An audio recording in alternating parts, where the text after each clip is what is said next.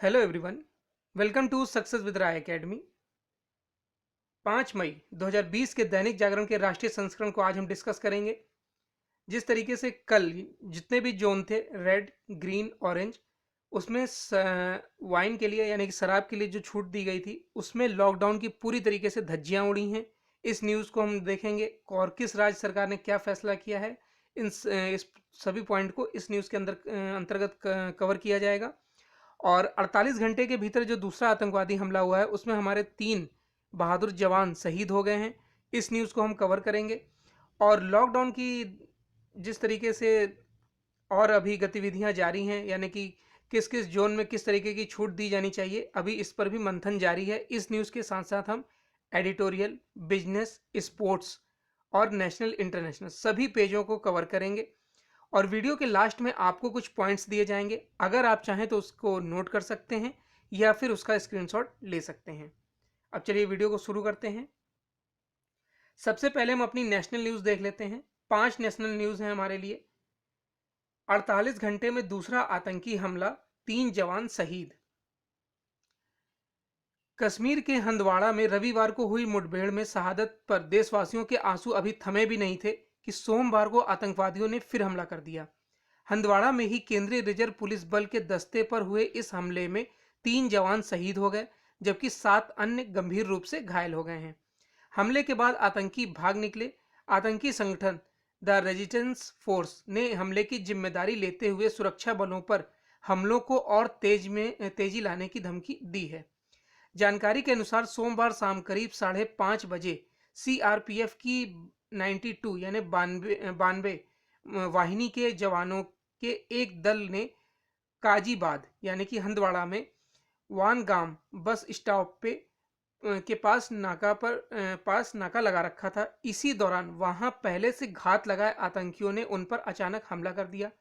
कुछ लोगों ने दावा किया कि आतंकी एक कार में थे, जबकि कुछ का दावा है कि आतंकी निकटवर्ती खेतों में छिपे थे। आतंकियों ने ग्रेनेड फेंका और साथ ही स्वचालित हथियारों से फायरिंग की। इस दौरान क्रॉस फायरिंग में एक किशोर की भी मौत हो गई।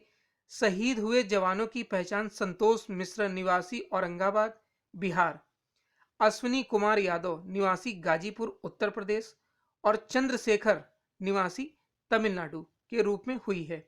जबकि क्रॉस फायरिंग में मारे गए किशोर की पहचान उमर सफी बट उर्फ आजिम बट के रूप में हुई है। नेक्स्ट है, शराब में बह गई लॉकडाउन की बंदिशें। देशव्यापी लॉकडाउन के तीसरे चरण में लोगों की सहूलियत और जरूरतों को देखते हुए दी गई छूट इस महामारी के प्रसार को रोकने के अब तक के सभी प्रयासों पर भारी पड़ती दिख रही है। सोमवार को जिस तरह सड़कों और दुकानों पर लोगों की बेतहाशा भीड़ उमड़ पड़ी, उसने कई सवाल खड़े कर दिए हैं। खासकर शराब की दुकानों पर जुटी भीड़ प्रशासनिक विफलता और नागरिक के तौर पर लोगों की लापरवाही की कहानी बयां कर रही है। कुछ जगहों पर तो हिंसा भड़कने तक की नौबत आ गई। इसे देखते हुए कई जगहों पर प्रशासन को शराब की दुकानें बंद करने का भी ऐलान करना पड़ा। 40 दिन शराब की दुकानें बंद रहने के बाद सरकार ने सोमवार को कई शर्तों के साथ इन्हें खोलने की अनुमति दी थी। आबकारी से मिलने वाले राजस्व को देखते हुए तमाम राज्य सरकारें शराब की बिक्री की अनुमति देने की मांग कर रही थी। हालांकि इस आदेश से उपजी स्थिति ने यह सोचने पर विवश कर दिया कि मौजूदा हालात में राजस्व जुटाने का यह तरीका कहां तक उचित है। और इसमें एक पॉइंट ये भी दिया गया है कि महंगी होगी शराब। जिस तरीके से कई राज्य अब इसकी मांग भी कर रहे हैं और हो सकता है इसका निर्णय भी ले लिया जाए। नेक्स्ट न्यूज पर आते हैं। नेक्स्ट न्यूज है, कोरोना को भूल कुछ लोग आतंकवाद फैला रहे। पाकिस्तान का नाम लिए बिना प्रधानमंत्री नरेंद्र मोदी ने सोमवार को कहा कि दुनिया आज कोविड 19 नामक गंभीर बीमारी से लड़ रही है, लेकिन कुछ लोग आतंकवाद, फेक न्यूज और छेड़छाड़ किए गए वीडियो जैसे घातक वायरस फैला रहे हैं। प्रधानमंत्री ने गुट निरपेक्ष आंदोलन सम्मेलन को वीडियो कॉन्फ्रेंसिंग के जरिए संबोधित करते हुए यह बात कही है। प्रधानमंत्री ने कहा कि कोविड 19 ने अंतर्राष्ट्रीय व्यवस्था की सीमाओं को उजागर किया है। हमें निष्पक्षता, समानता और मानवता पर आधारित नई वैश्विक व्यवस्था की जरूरत होगी। हमें ऐसे अंतर्राष्ट्रीय संस्थानों की आवश्यकता है जो दुनिया के प्रतिनिधि हों। प्रधानमंत्री बनने के बाद पहली बार गुट निरपेक्ष आंदोलन सम्मेलन को संबोधित करते हुए मोदी ने कहा कि मानवता गंभीर संकट से जूझ रही है। गुट निरपेक्ष आंदोलन इससे निपटने में अहम योगदान कर सकता है। वर्तमान में अजरबैजान के राष्ट्रपति इल्हान अलीयेव नाम के अध्यक्ष हैं। नाम दुनिया के 120 विकासशील देशों का संगठन है। वीसी में एशिया के साथ ही अफ्रीका, लैटिन अमेरिका, यूरोप और कैरिबिया के 20 से अधिक देशों के राष्ट्राध्यक्ष शामिल हुए हैं। नेक्स्ट न्यूज है, देश में अलग अलग जिस तरीके ये नई शिक्षा नीति में होगी कोरोना संकट की काट। कोरोना संकट ने देश की पूरी शिक्षा व्यवस्था को जहां क्लासरूम से निकालकर ऑनलाइन शिक्षा की ओर ले जाने पर मजबूर कर दिया है, वहीं प्रस्तावित नई शिक्षा नीति में भी अब इसको लेकर बड़े बदलाव देखने को मिल सकते हैं। फिलहाल इसे लेकर नीति का ड्राफ्ट तैयार करने वाली कमेटी भी सामने आई है। कमेटी के 2 वरिष्ठ सदस्यों ने कोरोना संकट के बाद प्रस्तावित नीति की नए सिरे से सिफारिश की जरूरत बताई है। कमेटी के वरिष्ठ सदस्य डॉक्टर राम शंकर कुरील के मुताबिक कोरोना जैसी महामारी ने शिक्षा के सामने जो चुनौती खड़ी की है, निश्चित ही भविष्य में हमें ऐसी चुनौतियों से निपटने की पूरी तैयारी रखनी होगी। खासकर कोर्स को इस तरह से डिजाइन करना होगा जिसमें हम छात्रों को ऐसी महामारी की स्थिति में बेहतर तरीके से पढ़ा सकें। इसके लिए नीति की फिर से समीक्षा करने की जरूरत है। उनमें उन सारी चुनौतियों से निपटने का प्लान भी शामिल किया जाए। नेक्स्ट है, देश में रिकॉर्ड 2738 नए केस और अब तक 1485 लोगों की मौत। देश में कोरोना वायरस से स्थित विस्फोटक होते जा रहे हैं। महाराष्ट्र और गुजरात के साथ ही तमिलनाडु, पंजाब व राजस्थान जैसे कुछ राज्यों में अचानक नए मामले बढ़ने से संक्रमितों का आंकड़ा 45,000 के करीब पहुंच गया है।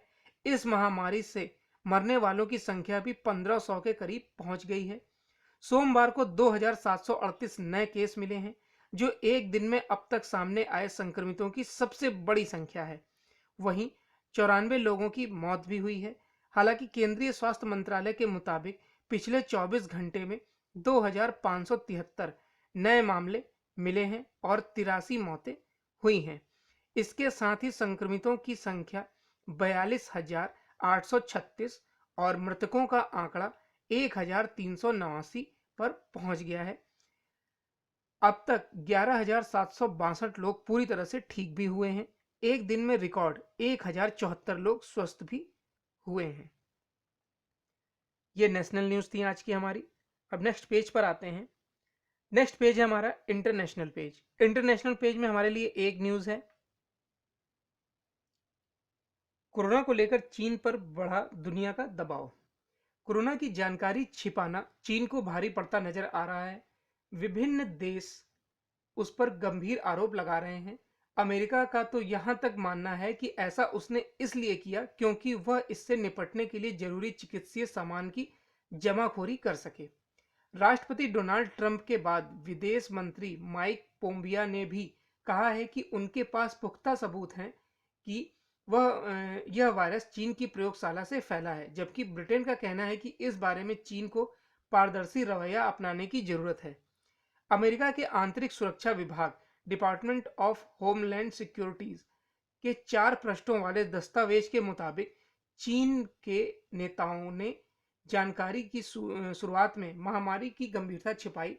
इस रहस्योद्घाटन ऐसे समय पर हुआ है जब चीन के साथ ही आलोचक ट्रंप प्रशासन पर भी सवाल उठा रहा है। उनका कहना है कि वायरस के खिलाफ सरकार की प्रतिक्रिया अपर्याप्त और धीमी है।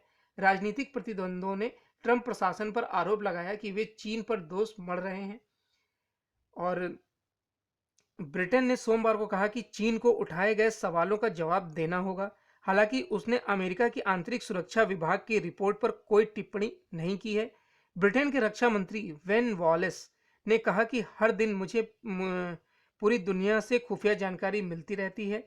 व्यक्तिगत जानकारियों पर टिप्पणी करना ठीक नहीं होगा। और इसमें एक छोटा सा पॉइंट दिया गया है कि चीन में कोरोना के फिर लौटने का खतरा बरकरार। चीन में संक्रमण के फिर लौटने का खतरा बरकरार है। इसकी पुष्टि नेशनल हेल्थ कमीशन की उस रिपोर्ट से होती है जिसमें कहा गया है कि पिछले 2 सप्ताह में 10 प्रांतों से घरेलू संक्रमण और बिना लक्षणों वाले मामले सामने आए हैं। इस खतरनाक वायरस से चीन में 4,633 लोगों की मौत हो चुकी है। रविवार को हालांकि कोरोना से कोई मौत नहीं हुई है। रविवार तक चीन में संक्रमितों की संख्या 82,880 थी, जिसमें 481 का अभी इलाज चल रहा है। एनएचएस के अनुसार रविवार को कोरोना संक्रमण के 3 नए मामले दर्ज किए गए। तो ये इंटरनेशनल पेज की एक न्यूज थी हमारे लिए। अब हम नेक्स्ट पेज पर आते हैं। नेक्स्ट पेज है हमारा बिजनेस पेज। बिजनेस पेज में 3 न्यूज है हमारे लिए। पहला है पटरी पर लौटना शुरू हुई अर्थव्यवस्था की गाड़ी। देशव्यापी लॉकडाउन के तीसरे चरण की शुरुआत के साथ ही देश में आर्थिक गतिविधियां भी पटरी पर लौटने लगी हैं। केंद्र सरकार की ओर से मिली छूट और संबंधित राज्य सरकारों की अनुमति के बाद सोमवार से कई मैन्युफैक्चरिंग कंपनियों ने काम शुरू कर दिया है। इनमें ऑटो से लेकर टेक्सटाइल और पेय पदार्थों से लेकर रसायन व उर्वरकों का उत्पादन करने वाली कंपनियां शामिल हैं। कंपनियों ने शेयर बाजारों को बताया कि सरकार की ओर से तय सुरक्षा के सभी जरूरी मानकों के अनुरूप उनकी कुछ गतिविधियां शुरू हो गई हैं और अन्य इकाइयों व कारखानों के लिए कंपनियां अनुमति की प्रतीक्षा कर रही हैं। केंद्रीय गृह मंत्रालय की ओर से जारी हालिया दिशा निर्देश के मुताबिक रेड, ऑरेंज और ग्रीन जोन में कुछ शर्तों के साथ परिचालन की अनुमति दे दी गई है। कमर्शियल वाहन बनाने वाली कंपनी इसुजू ने बताया कि पंजाब सरकार ने शहीद भगत सिंह नगर जिले में स्थित कारखाने के संचालन की अनुमति दे दी है। नेक्स्ट न्यूज है फंड जुटाने में राजकोषीय घाटे की सीमा में बढ़ोतरी पर विचार। कोरोना के खिलाफ लड़ाई में फंड जुटाने के लिए सरकार राजकोषीय घाटे की सीमा में 1 से 1.5% तक की बढ़ोतरी पर विचार कर सकती है। पिछले सप्ताह वित्तीय राहत के दूसरे पैकेज के लिए हुई उच्च स्तरीय बैठक में इस विकल्प पर भी विचार किया गया। साथ ही सरकार की तरफ से क्रेडिट गारंटी स्कीम पर भी गंभीरता से विचार किया जा रहा है। घाटे में 1% की बढ़ोतरी से सरकार लगभग 2 लाख करोड़ रुपए फंड जुटा सकेगी। शर्त यह होगी कि अगले 4 साल तक घाटे के लक्ष्य के अलावा उसमें 0.25% तक की अतिरिक्त कमी लानी होगी। चालू वित्त वर्ष के लिए घाटे का लक्ष्य जीडीपी का 3.8% होगा। नेक्स्ट न्यूज है जमकर सस्ता क्रूड खरीद रही देश की तेल कंपनियां। अंतर्राष्ट्रीय बाजार में जिस तरह से कच्चे तेल की कीमतों में गिरावट हुई है, उसका फायदा उठाने में देश की तेल कंपनियां जुट गई हैं। सरकारी क्षेत्र की तेल मार्केटिंग कंपनियां न सिर्फ भारी मात्रा में खरीदकर रणनीतिक भंडार भर रही हैं, बल्कि समुद्र में भी रहने वाले क्रूड से भरे जहाज भी खरीद रही है। सस्ती दर पर जितना क्रूड मार्च और अप्रैल में खरीदा गया, उसमें देश को 25,300 करोड़ रुपए से ज्यादा की बचत हो चुकी है। इस खरीद से देश में 53 लाख टन का रणनीतिक क्रूड भंडार अगले कुछ दिनों में भर जाएगा। पेट्रोलियम मंत्रालय के उच्च पदस्थ सूत्रों का कहना है कि मार्च की शुरुआत में ही यह फैसला कर लिया गया था कि सस्ती दरों पर क्रूड की खरीद की जाएगी। 1 अप्रैल 2020 को 3,184 करोड़ रुपए का इंतजाम भी वित्त मंत्रालय की तरफ से कर दिया गया, जो 690 करोड़ रुपए के बजटीय प्रावधान से काफी ज्यादा था। पेट्रोलियम व प्राकृतिक गैस मंत्री ने सऊदी अरब और यूएई के ऊर्जा मंत्रियों से संपर्क साधा। दोनों देशों ने 20.08 लाख टन क्षमता के 12 जहाज भारतीय तेल कंपनियों को आवंटित किए। इसमें से 8 तेल जहाज भारत पहुंच चुके हैं। इस अतिरिक्त क्रूड को देश में बनाए गए रणनीतिक भंडारों में रखा गया है। इन भंडारों की क्षमता 53.3 लाख टन है। ये बिजनेस पेज की 3 न्यूज थी हमारे लिए। अब नेक्स्ट पेज पर आते हैं। नेक्स्ट पेज है एडिटोरियल पेज। एडिटोरियल पेज में 3 आर्टिकल हैं। पहला आर्टिकल है कर्ज लेकर खर्च बढ़ाने से बचे सरकार।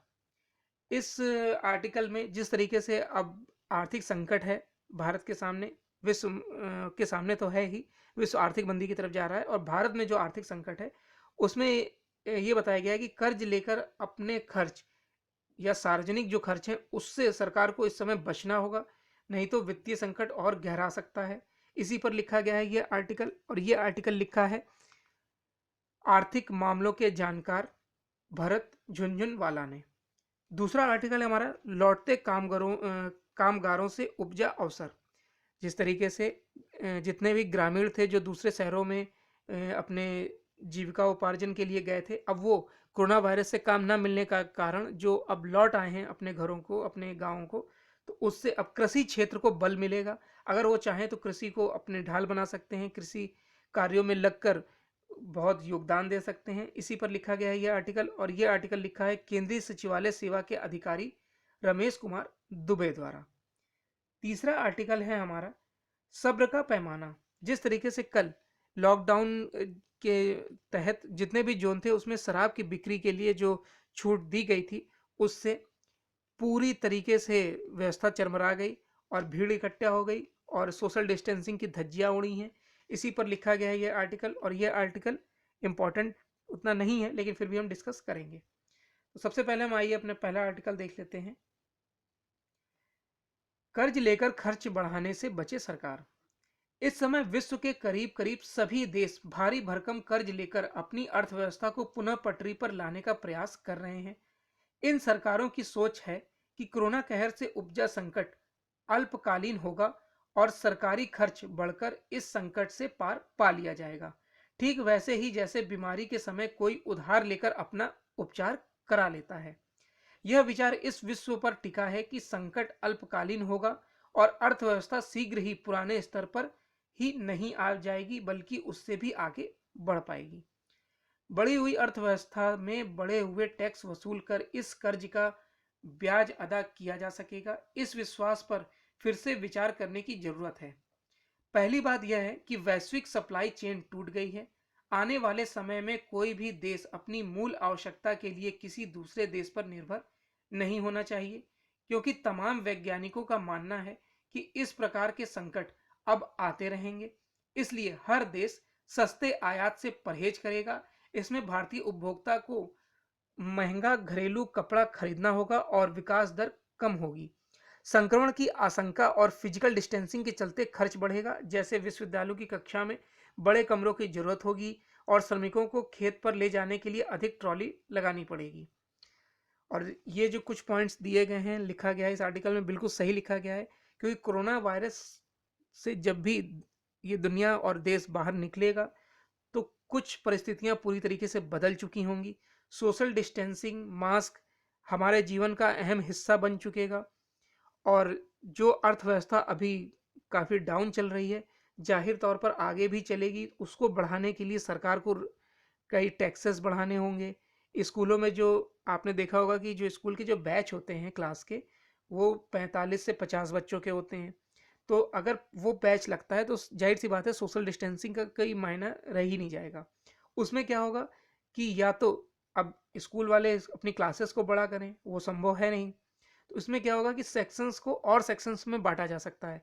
यानी कि अगर मान लीजिए फोर्थ ए है, फोर्थ ए में 45 बच्चे थे या 50 बच्चे थे, तो अब फोर्थ ए को दो भागों में बांटकर 25-25 बच्चे करने होंगे, ताकि सोशल डिस्टेंसिंग का सही से पालन हो सके। उसके बाद ऑनलाइन शिक्षा की तरफ अब जो समाज बढ़ेगा, उसमें भी कुछ खर्चे तो बढ़ेंगे ही, क्योंकि फीस तो स्कूल लेंगे ही, अपने उन्हें खर्चे पूरे करने हैं, अध्यापकों को फीस देनी ही है। तो इस तरीके से कुछ ऐसे तरीके हैं जिसमें जो महंगाई है वो बढ़ सकती है। जिस तरीके से दुकानें अभी तक बंद हैं, व्यापार बंद है, अगर वो ओपन होगा तो कोई ज़रूरी नहीं कि वो उसी कीमत पर या उससे कम कीमत पर दें। हो सकता है उसकी अधिक कीमत वसूली भी जा सकती है। यदि हम कर्ज लेकर विशेष क्षेत्रों को मदद देते हैं तो आम आदमी पर टैक्स लगाकर वर्ग विशेष को ही राहत पहुंचाएंगे। यदि हम ईंधन पर टैक्स लगाकर यूनिवर्सल बेसिक इनकम देते हैं तो हम वर्ग विशेष पर टैक्स लगाकर संपूर्ण जनता को राहत पहुंचाएंगे। मेरा मानना है कि हमें कर्ज नहीं लेना चाहिए। यदि सरकार कर्ज लेकर खर्च करती है तो उस पर उसे ब्याज अदा करना होगा और इसके लिए सरकार को टैक्स लगाना होगा। समस्या यह है कि अभी अर्थव्यवस्था सिकुड़ रही है। यदि 2 वर्ष तक अर्थव्यवस्था संकुचित रहती है और इस दौरान हम अतिरिक्त टैक्स लगाकर ब्याज अदा करते हैं तो अर्थव्यवस्था और गहरे संकट में आ जाएगी। ठीक वैसे ही जैसे अगर मरीज को दिए जाने वाले भोजन पर अतिरिक्त टैक्स लगा दिया जाए तो उसकी मुसीबत और बढ़ेगी। न्यूयॉर्क के प्रोफेसर रूबिन का कहना है कि यदि हम इस समय सरकारों ने भारी कर्ज लिए तो उन्हें अंततः इस कर्ज को अदा करने के लिए नोट छापने पड़ेंगे। इससे महंगाई बढ़ेगी लेकिन आर्थिक विकास ठप रहेगा। नोट छापने से महंगाई बढ़ेगी लेकिन उत्पादन पूर्वत रहेगा, यानी उत्पादन में ठहराव के साथ राजस्व में ठहराव होगा और साथ ही साथ महंगाई बढ़ने पर सरकार पस्त हो जाएगी। इसे ही स्टैगफ्लेशन कहा जाता है। ऐसी संभावना है कि मौजूदा सरकार इन सब की संभावनाओं के बावजूद सरकार को स्वास्थ्य आदि पर खर्च तो बढ़ाने ही होंगे। यह बात और है कि इसके बावजूद जीवन स्तर में गिरावट आएगी। हमें जीवन स्तर में आने वाली गिरावट को सीधे स्वीकार कर लेना चाहिए और कच्चे तेल एवं आयातित माल पर टैक्स लगाना चाहिए। टैक्स की इस रकम का उपयोग आम आदमी को यूनिवर्सल बेसिक इनकम देने के लिए किया जाना चाहिए ताकि अर्थव्यवस्था में मांग बढ़े और वह पुनः पुराने स्तर पर आए। नेक्स्ट आर्टिकल है हमारा, लौटते कामगारों से उपजा अवसर। अकाल, सूखा, बाढ़ और क्षेत्रीय संघर्षों को छोड़ दिया जाए तो देश में इतने बड़े पैमाने पर कामगारों का पलायन कभी नहीं हुआ। कोरोना संकट में जो प्रवासी मजदूर पैदल, साइकिल और दूसरे संसाधनों से और अब ट्रेनों से अपने गांवों की ओर कूच कर रहे हैं, वे मजबूरी में ही शहर आए थे। उनका पालन कई चिंताओं को जन्म दे रहा है। इन चिंताओं के बीच यह ध्यान रहे कि किसानों के मजदूर बनने का सिलसिला आजादी के बाद से ही शुरू हो गया था, लेकिन उदारीकरण के बाद इसमें तेजी आई है। दरअसल सकल घरेलू उत्पाद में खेती के घटते अनुपात के कारण गांवों और शहरों के बीच की खाई बढ़ती जा रही है। 2008 में औसतन आमदनी की दृष्टि से ग्रामीण शहरी खाई जहां चीन एवं इंडोनेशिया में 10% थी, वहीं भारत में यह 45% थी। राष्ट्रीय नमूना सर्वेक्षण संगठन के 75वें चक्र की रिपोर्ट के मुताबिक 2012 से 2018 के बीच ग्रामीण शहरी खाई बढ़ी है। 2011-12 में गांवों के प्रति व्यक्ति मासिक खर्च 1430 रुपए था, जो 2017-18 में घटकर 1304 रह गया है। करोड़ों प्रवासी कामगारों के साथ देश के लाखों गांवों में एक उद्यमपरक कार्य संस्कृति आई है जो ग्रामीण अर्थव्यवस्था को नई दिशा दे सकती है, बशर्ते उसे अनुकूल परिस्थिति मिले। यह परिस्थिति तब बनेगी जब सरकार किसानों को वैसी सुविधाएं मुहैया कराए कि वे विश्व बाजार में अपनी उपज बेच सकें। यदि केंद्र और राज्य सरकारें औद्योगिक उत्पादन की भांति कृषि उपज के भंडारण, प्रसंस्करण, विपणन के लिए नेटवर्क बनाए तो वह दिन दूर नहीं जब भारतीय कृषि उत्पादन दुनिया के बाजारों में छा जाए। खेती में रासायनिक उर्वरकों और कीटनाशकों के अंधाधुंध इस्तेमाल से होने वाली बीमारियों ने दुनिया के जैविक कृषि उत्पादों का एक बड़ा बाजार निर्मित किया है। इस बाजार में उपभोक्ता कीमत की परवाह नहीं करते हैं। यदि भारत जैविक खेती के मानदंडों के अनुरूप कृषि उपजों के प्रसंस्करण विपणन की नीति बनाए तो बहुत जल्दी प्रतिस्पर्धा में आ सकता है। स्पष्ट है कि कोरोना संकट से उपजे हालात ने देश के सामने एक सुनहरा अवसर भी दिया है। यदि राज्य सरकारें केंद्र सरकार के साथ सामंजस्य बैठाते हुए गांवों में आधुनिक कृषि बाजार का विकास करें तो वह दिन दूर नहीं जब शहरी अर्थव्यवस्था के समानांतर ग्रामीण अर्थव्यवस्था का भी विकास होगा। देखिए, अगर अभी भी सरकार चाहे तो ग्रामीण क्षेत्र को भारत की अर्थव्यवस्था की प्रमुख रीढ़ की हड्डी बना सकता है। अगर देखा जाए तो कृषि उत्पादन को बढ़ाकर वहां आधुनिक उपकरणों के इस्तेमाल से कृषि को और बढ़ाया जा सकता है, कृषि उत्पादन बढ़ाया जा सकता है, जिससे किसानों की भी स्थिति सुधरेगी और कई प्रयोग किए जा सकते हैं इस समय। इस समय विश्व अगर देखा जाए तो विश्व पूरा आर्थिक मंदी में आएगा ही, लेकिन जिस तरीके से कृषि में हमेशा ही योगदान और अग्रणी रहा है भारत। तो इस समय अब भारत सरकार को उपकरणों पर विचार नए उपकरणों पर, नई तकनीक पर विचार करने की ज़रूरत है, ताकि कृषकों का भी इसमें स्थिति सुधरेगी और भारत की अर्थव्यवस्था में कृषि क्षेत्र का महत्वपूर्ण जो योगदान है वो और बढ़ेगा। नेक्स्ट आर्टिकल है सब्र का पैमाना।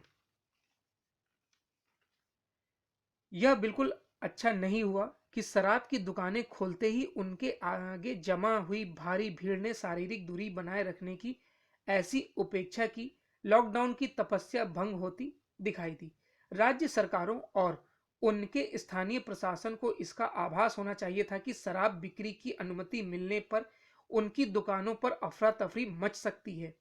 ज्यादातर स्थानों पर ऐसा ही हुआ और इसकी एक बड़ी वजह यही रही कि लोगों ने जल्द शराब खरीदने की ललक में संयम और अनुशासन को ठेंगा दिखा दिया। समझना कठिन है कि शराब खरीदने की ऐसी भी क्या जल्दी थी। यदि बीते 40 दिन से उसके बगैर काम चल रहा था तो कुछ और दिन संयम का परिचय देना चाहिए था।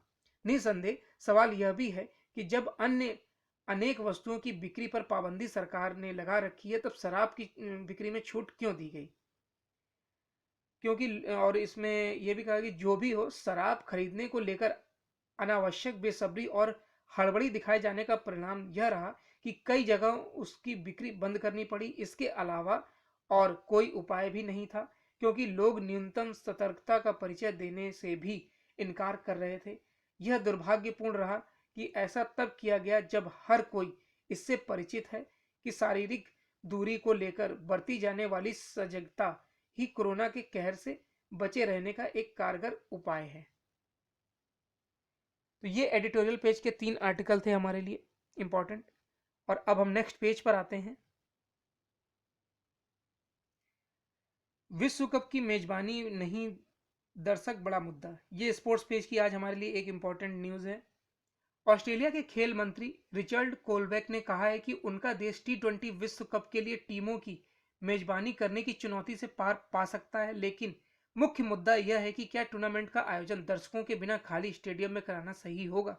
T20 विश्व कप और भारतीय टीम के ऑस्ट्रेलियाई दौरे पर संकट के बादल मंडरा रहे हैं, क्योंकि अभी यात्रा संबंधी पाबंदियां लगी हुई हैं और यह भी सुनिश्चित नहीं है कि कोविड-19 महामारी को नियंत्रित करने में कितना समय लगेगा।